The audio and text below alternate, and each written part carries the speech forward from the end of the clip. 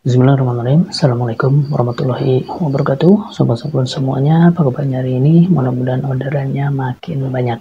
Ya, semuanya kali ini kita akan sama-sama sharing tentang salah satu hal yang mempengaruhi kenyamanan dari kaos yang kita produksi.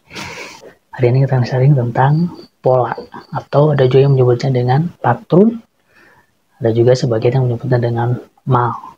Ya, pola ini sangat penting sekali dalam menentukan kenyamanan produk yang kita hasilkan. Dalam ini adalah kaos.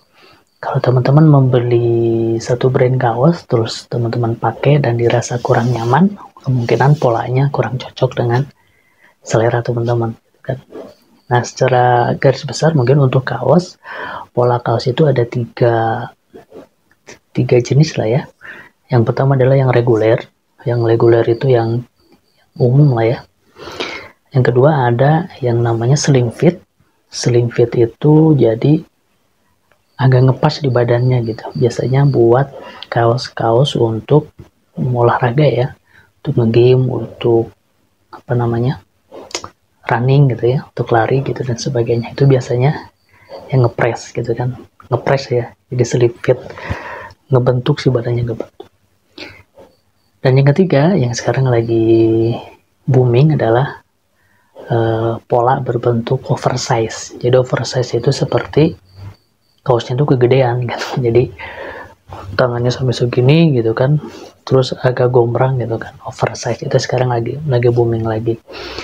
Nah, jadi sebelum membeli pakaian, teman-teman bisa lihat dulu produknya produk apa gitu. Sebenarnya kayak Under Armour gitu kan, kemungkinan kebanyakan akan slim fit gitu kan. Dan beberapa produk distributor sekarang juga sudah main oversize gitu. Jadi jangan sampai beli kaos size-nya sih biasa standar, tapi kan agak gede gitu. Ternyata itu size polanya oversize gitu. Jadi sebelum membeli kaos, teman-teman bisa lihat dulu karakteristik produknya itu pakai pola seperti apa gitu kan. Itu dari jenis-jenis pola.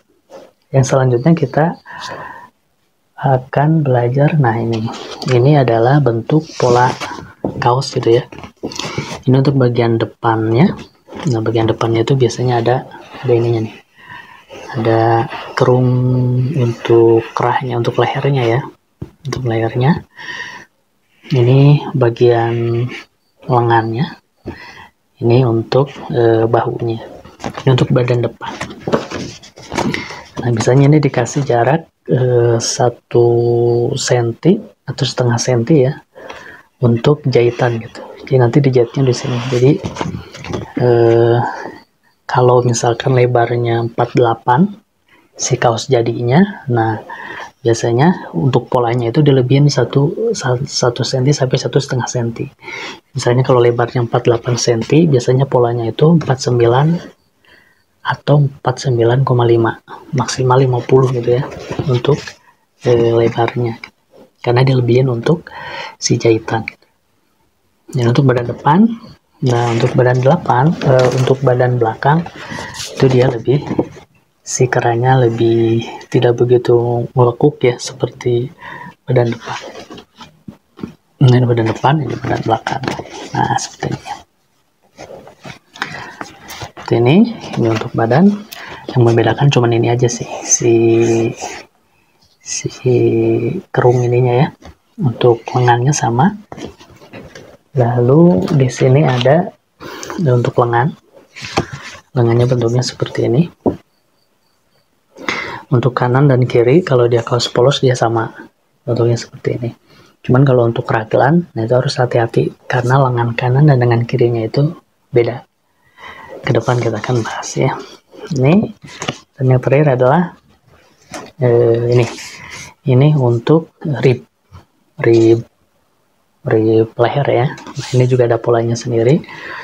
Nah selanjutnya untuk kaos sendiri, karena mungkin kaos secara produk itu kan lebih sederhana ya, cuttingannya juga nggak begitu banyak, kemungkinan juga banyak yang tidak memperhatikan secara serius tentang pola ini gitu kan. Yang penting asal berbentuk kaos aja gitu. Saya selama hampir 5 tahun itu kerja di garment, walaupun bagian desain ya, tapi sering juga main ke bagian produksi. Salah satunya ke bagian pola, ke tukang pola. Itu saya ngobrol-ngobrol juga. Ada beberapa hal yang menentukan kenyamanan dari kaos. Dalam hal ini kaos ya, kita bahas kaos yang kita produksi. Salah satunya adalah pertama ini si turun punak ini juga menentukan, jangan sampai terlalu datar ataupun terlalu turun ya. Ini ada hitung-hitungannya sih sebenarnya. Itu. Nah, yang selanjutnya adalah ini bagian lengan. Nah, yang saya dapat itu dari tukang pola di tempat kerja. Kalau kebanyakan kan ini sama. Kebanyakan itu kalau bikin beberapa konveksi ya, bikin pola itu seperti ini nih.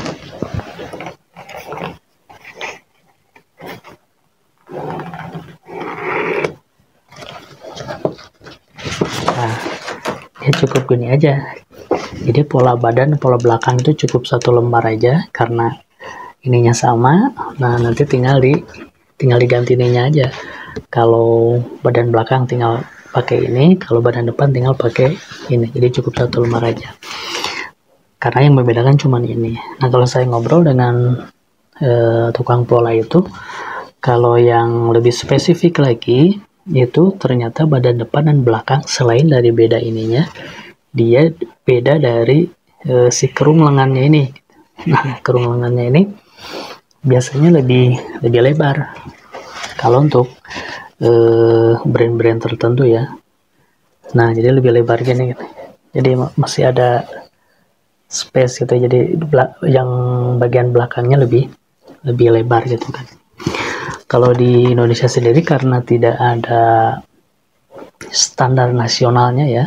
Jadi size spek untuk size chart ya, nyebutnya size chart untuk Indonesia, size S itu sekian kali sekian gitu kan, ininya sekian kali sekian, itu jarang gitu kan, paling cuman jarang, sehingga setiap produk, setiap kaos polos, setiap penjahit itu dia punya ukuran pola masing-masing gitu kan. Dan beberapa penjahit juga yang saya tahu, ketika kita misalkan saya mau produksi kaos nih di tempat penjahit ini, ketika dilihat oh size chartnya misalkan S-nya itu 49 kali 60 misalkan ya, lebar 49, panjang 60. Nah, kalau saya minta ubah size gitu kan, misalkan saya mau size S-nya itu 50, panjangnya tuh 65, jadi 50 kali 65. Nah, itu kadang cuman ditambahin panjangnya aja sama lebarnya disesuaikan lah. Padahal kalau menurut tukang pola di tempat kerja itu, kalau mau rubah size itu semuanya berubah. Otomatis juga ininya juga berubah gitu kan, ininya juga berubah gitu kan. Jadi tidak sesimpel kalau gambar di komputer itu tinggal ditarik ujungnya ya, diagonal itu jadi dia membesar. Tidak sesimpel itu. Itu akan merubah semua aspek dari pola itu sendiri, terutama dari kerungan dan turun bahu ini. Itu mungkin yang saya dapat dari teman tukang pola di tempat kerja. Mungkin ada di sini teman-teman yang berprofesi atau menekuni dunia pola, bisa sharing di kolom komentar. Oke, itu saja sharing kita kali ini tentang pengenalan pola. Dalam ini pola kaos. Semoga bermanfaat. Assalamualaikum warahmatullahi wabarakatuh.